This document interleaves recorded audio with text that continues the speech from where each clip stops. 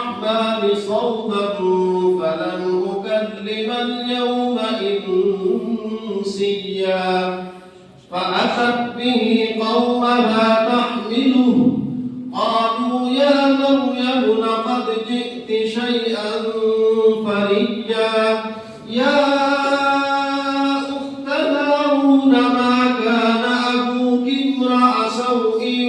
وما كانت أمك بغيا فأشارت إليه قالوا كيف نكلم من كان في المهد صبيا قال إني عبد الله آتاني الكتاب وجعلني نبيا وجعلني مباركا أينما كنت وأوصاني بالصلاة والزكاة ما دمت حيا وبرا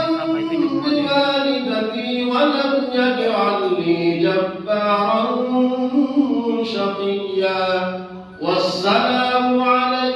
يوم ولدت ويوم أموت ويوم أبعث حيا. صدق الله العظيم.